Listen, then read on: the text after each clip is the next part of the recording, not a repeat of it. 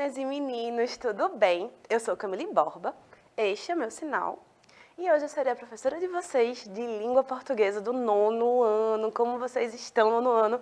Espero que muito bem. Como vocês sabem, eu sou uma mulher muito sortuda que nunca anda sozinha. E hoje eu tenho duas mulheres maravilhosas aqui no estúdio comigo.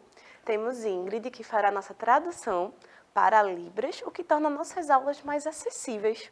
Aulas extras que podem ser acessadas tanto no nosso canal do YouTube, quanto no nosso aplicativo. O aplicativo do Educa Recife está disponível para todas as plataformas Android e iOS. Vocês podem fazer o download tanto pelas lojas de aplicativo quanto pelo QR Code que está aparecendo na tela, certo? E aí, qual será a grande vantagem do aplicativo? Além do acervo com todas as aulas, que vocês também podem encontrar no canal do YouTube Educa Recife, a gente tem também o chat, que é a nossa ferramenta interacional. Antes de passar para o nosso chat especialíssimo de hoje, eu vou me autodescrever também pensando um pouco na acessibilidade, tá?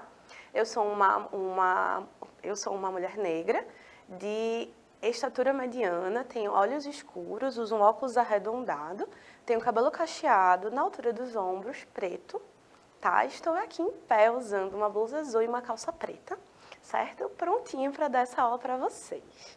E agora a gente vai o quê? Dar um oi para o nosso chat de hoje, que é a minha querida, incrível, maravilhosa, sublime professora de língua portuguesa e companheira de jornada, professora Adriana Maria. Olá, professora, bem-vinda à aula de hoje. Olá, professora Camille, alunos e alunas do 9º ano. É uma alegria estar aqui com essa professora que traz para a gente assim, tantos adjetivos, né? Eu não sei não, viu, professora? Sublime, maravilhosa. Mas eu também vou me autodescrever para vocês. Eu tenho olhos claros, uso óculos, cabelo tamanho médio, estou vestindo blusa azul, estou por trás do computador sentada e é sempre uma alegria estar aqui com vocês. Tenho coparda e vamos juntos nessa, com essa professora maravilhosa, né, que me sinto tão bem trabalhando com ela, né? Professora, vamos juntos. Espero que você goste, porque hoje a gente vai trabalhar um pouco do humor, ironia, figuras de linguagem e efeito de sentido nas tirinhas de humor. Você já dizer, mas danou-se, Camille, tudo isso? Aí eu vou dizer, sim, porque a gente já viu esses tópicos separadamente e agora a gente vai trabalhar um pouco dessa interpretação, né? Da gente observar onde está o humor, onde está a ironia, como usar a figura de linguagem nesse gênero, né, tirinha de humor, tá certo? Então, ó, antes, a gente vai começar observando alguns exemplos, que serão os exemplos analisados na aula, tá? Então, a gente vai ler junto, enquanto eu faço também a descrição dos quadrinhos, e depois a gente vai para a parte de teoria, né, e a análise em si das tirinhas, certo? Então, qualquer dúvida, joguem no chat, que a professora Adriana está ansiosa para falar com vocês. Tá? Ó, a primeira tirinha eu vou pedir para a gente colocar em tela cheia. Obrigada, Devinho. Ó, o título é Que Figura? Então, a gente tem 3 quadrinhos. No primeiro quadrinho, a gente tem Caco, que é um personagem macaco, e a gente tem Tuca, que é um tucano. Os nomes são bem, né, propícios. Então, no primeiro quadrinho, Tuca pergunta, onde você vai com essa moto, Caco? Ao que Caco responde, vou cair na estrada, meu irmão.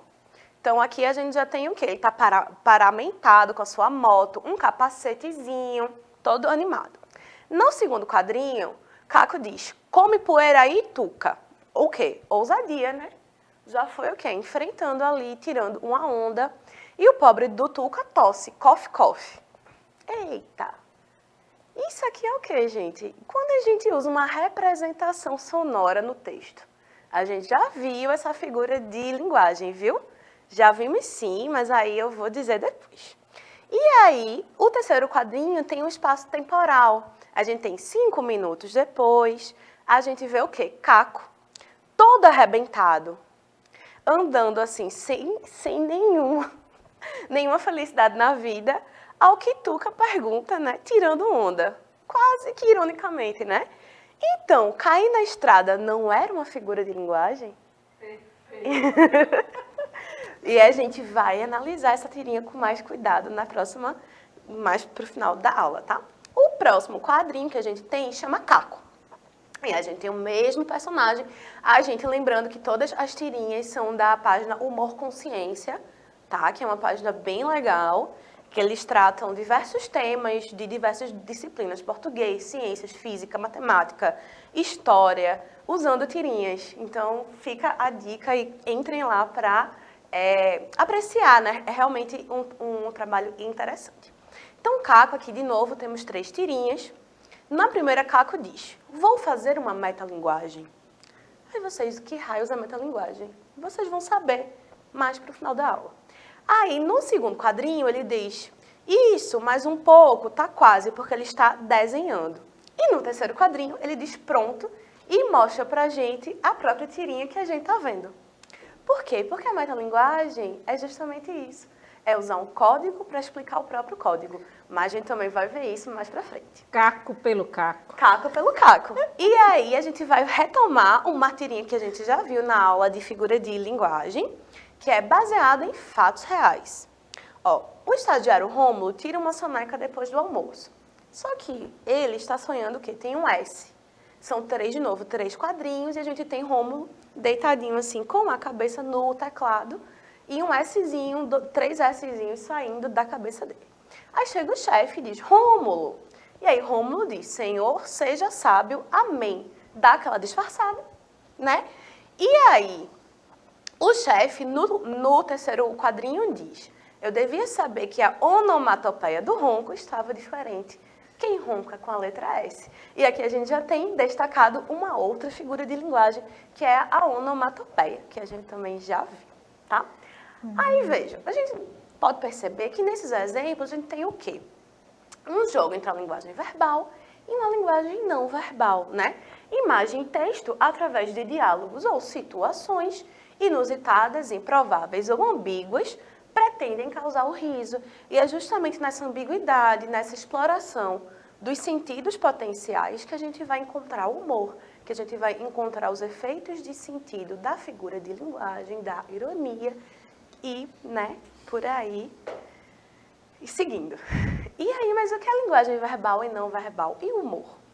Ó, a linguagem verbal é aquela que é expressa através de palavras escritas ou faladas, ou seja, é a linguagem verbalizada, e quando a gente vai usar a palavra, seja ela oral, escrita. E a linguagem não verbal é também linguagem, certo? Só que vai utilizar signos visuais para ser efetivada, por exemplo, as imagens nas placas, as cores na sinalização do trânsito e a própria Libra, né, que é uma linguagem, que é a linguagem brasileira de sinais, que é uma linguagem completa e complexa, mas que se dá do modo não verbal, tá? E o que são tirinhas de humor, né? Também é importante, porque a gente está estudando o gênero tirinhas de humor. Então, ó, a tirinha, e eu vou pedir para... obrigada, Devinho.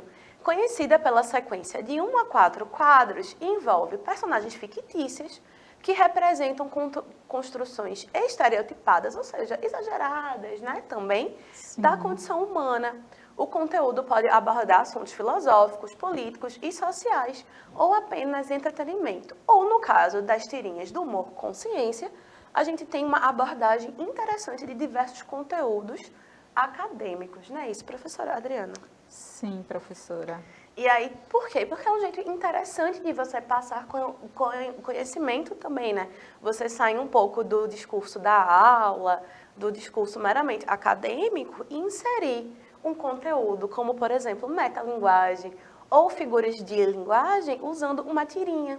Aqui a gente tem, acho que até um chamariz, né? É mais Sim. interessante para o estudante aprender esses conceitos por meio de uma outra mídia, por meio de uma outra maneira, né? Uma coisa mais lúdica também. E aí a gente vê que as 3 tirinhas, elas têm humor, elas têm graça, a gente faz rir, nos faz rir. Mas como? Por quê? E é um elemento, investigar. professora Camille, se você me permite. Claro. Há vários elementos multissemióticos, né, que percebemos e começamos a fazer essa leitura que é verbal e não verbal, não é? E conseguimos atrair, eu falo assim, né? Atrair o aluno, Com a aluna certeza. de uma forma diferente, né? Com humor. Isso. E você falou isso dos elementos verbais e não verbais, e é essencial que quando a gente. Eita, gente, ia caindo. É essencial que quando a gente comece a ler tirinhas, histórias em quadrinhos, HQ, que a gente faça essa leitura dos elementos verbais e dos elementos não verbais. Por exemplo, quando eu trouxe a tirinha de Caco, a primeira, os elementos não verbais ali, eles são essenciais. A gente perceber que ele está numa moto, todo cheio de confiança. No último quadrinho, que ele volta todo arrebentado. Então, esses signos não verbais, essa parte do desenho, do tipo de balão que se usa, a sequência narrativa ali, é tão importante quanto o texto. Então, diferentemente, por exemplo, de um conto, de uma poesia, de um romance, na tirinha, na charge, nas histórias em quadrinhos, a gente precisa desse letramento também das imagens, né? Sim. Da gente aprender a ler as imagens e a gente aprender a ler elementos não verbais, porque elementos não verbais não são somente imagens, são também o tipo de balão que eu uso para indicar a fala. Isso. Se eu uso negrito ou não no texto, o uso das cores, o uso da fonte. A localização espacial dos elementos, tudo ali tem um motivo de ser, tá? E aí, continuando, quanto ao aspecto da narrativa, a tirinha possui geralmente uma piada curta. Curta por quê? Porque a gente está falando de um gênero que se configura, em geral, de 1 a 4 quadrinhos. Então, é realmente curto, é um espaço curto. Então, a piada, o humor ali, ele tem que ser rapidamente entendido, né? Camille, é interessante. Desculpa assim, tá? Não, professora Adriana, por favor, sua mas participação é mais do que bem-vinda. Mas é interessante porque a tirinha de humor, ela alcança, não é, diversos níveis intelectuais e traz para a gente, não é, essa certeza que esses elementos estarão compondo e ao mesmo tempo trazendo essas respostas, não é, a cor, o formato, não é, do balão, o desenho. Então ela alcança, ela tem uma abrangência bem maior, não é, quando ela é explicitada com esse conhecimento. Com certeza, professora. E também você levantou um ponto interessante que a tirinha de humor, ela acaba alcançando um público muito amplo. Então, por exemplo, quando a gente tem portais como Humor Consciência, que se propõe a transformar conteúdos didáticos em tirinhas de humor, a gente tem ali um alcance maior. Então, a gente pode indicar vocês, por exemplo, vocês podem mostrar para os seus irmãos mais novos, para os seus avós, para os seus pais, para os seus cuidadores, para os amigos. E aí você tem um conteúdo didático, né? Sim. Mas de uma forma muito interessante. Por quê? Porque há essa relação, há essa transformação do conteúdo em uma tirinha, que é um gênero muito mais divertido, né? E, vê só, a tirinha a gente tem o quê? Uma piada curta, trazendo quebra de expectativa no processo interpretativo. É exatamente, a gente espera algo da narrativa e há essa quebra. E quando há essa quebra, a gente ri. Eu trouxe aqui uma diferençazinha entre a charge e a tirinha, né? Porque a gente pode confundir. A tirinha é uma sequência de quadrinhos que critica os valores sociais. São semelhantes às histórias em quadrinhos, porém mais curtas. Assim como as charges, as tirinhas também podem ser encontradas em jornais, revistas e internet. Só que a charge, ela vai ser muito mais uma crítica, uma ironia de um momento social muito específico. E a gente já tem várias aulas de charge. Então, é só vocês entrarem lá no nosso canal do Educa Recife ou no aplicativo e acessar todas as aulas que a gente tem, tá? Continuando aqui, mas aí eu pergunto, a gente tá falando muito de humor, mas o que nos faz rir? O que é de fato humor, né? O humor, substantivo masculino, com origem no latim humore, significa a disposição do ânimo de uma pessoa ou sua veia cômica. O termo humor é aplicado ao estado de espírito e, por esse motivo, muitas vezes se afirma que uma pessoa está de bom ou mau humor. Dentro da nossa cabeça, o humor nada mais é do que a quebra de um padrão mental. E era aqui que eu queria chegar. Funciona assim, quando alguém conta uma piada ou narra uma história engraçada, a situação inicial parece perfeitamente normal. O que vem em seguida é que é inesperado e causa a risada. E aí, gente, saindo, né, tirando, a gente consegue observar esse conceito de humor, esse mecanismo nas tirinhas, porque a gente começa com uma narrativa e há uma quebra na expectativa. E quando tem essa quebra, a gente ri. Por exemplo, na primeira tirinha, quando o Caco vai todo confiante, e aí Tuca no final diz, ué, mas quer dizer que não era figura de linguagem? Ora, então aqui tem uma quebra, ele caiu, ele se ralou, e aí você ri pela percepção, né, de que não era apenas figura de linguagem. Ele não estava sendo hiperbólico, por exemplo, ou seja, exagerado. Ele, de fato, caiu na estrada. E aqui tem um jogo o quê? Da linguagem denotativa com a linguagem conotativa, ou seja, o sentido dicionarizado com o sentido figurado da linguagem. E aí a gente ri, né? Porque a gente quebra a expectativa. Um outro recurso utilizado na construção das tirinhas, que a gente pode observar, são as figuras de linguagem. Né? E a gente vai revisar um pouquinho que figuras de linguagem são formas de expressão que destoam da linguagem comum ou denotativa. Permitem o quê?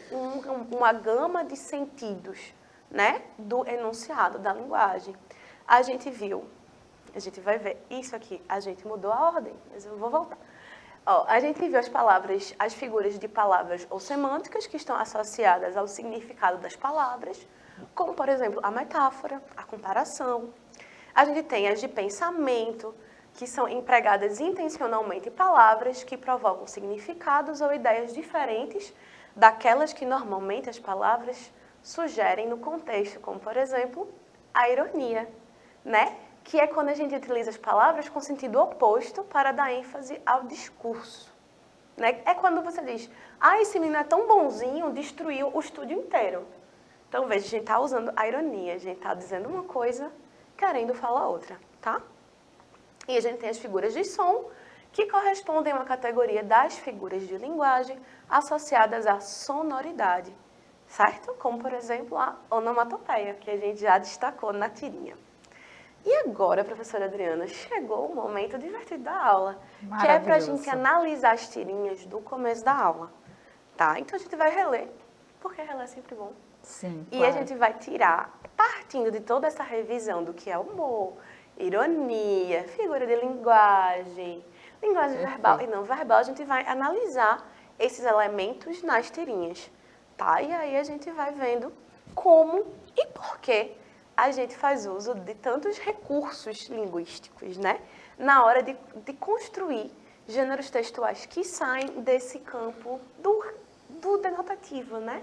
Que tem aí uma ficcionalização, um trabalho com a linguagem diferenciado, né? O uso figurado da linguagem.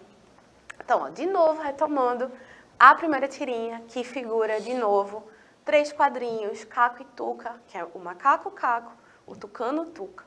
De novo, vou cair na estrada, meu irmão. Isso é Caco, todo paramentado. Então, observando os elementos não verbais, a gente tem o quê? Ele todo confiante na sua moto, capacete e tal. E o Tuca, né? Onde você vai com essa moto, Caco? E aí é que Caco diz, vou cair na estrada, meu irmão. Come poeira aí, Tuca. Claro que ele está usando. Ele fez poeira, obviamente que ele não está mandando o Tuca comer poeira literalmente, né? Mas sim, ficou para trás. Esse elemento visual da poeira subindo, sim, né? E Tuca no coffee. E o coffee é o que aí? Uma onomatopeia, né? E aí, no final, 5 minutos depois, a gente tem um espaço temporal. Por quê? Porque é o tempo de Caco cair. E voltar todo arrebentado. E aí, Tuca joga na cara de Caco, porque Tuca, ele não engoliu o desaforo. E ele diz, então, cair na estrada não era uma figura de linguagem?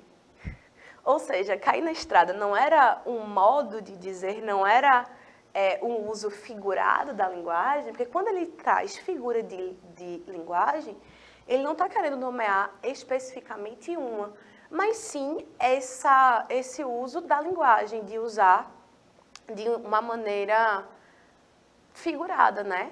De uma maneira conotativa a linguagem. Então, ó, aqui temos, além da presença da onomatopeia cof-cof, que é essa figura de som, da representação dos sons, né, na escrita, percebemos que há uma indicação da potência polissêmica da linguagem, ou seja, desse potencial da linguagem de significar várias coisas no mesmo discurso.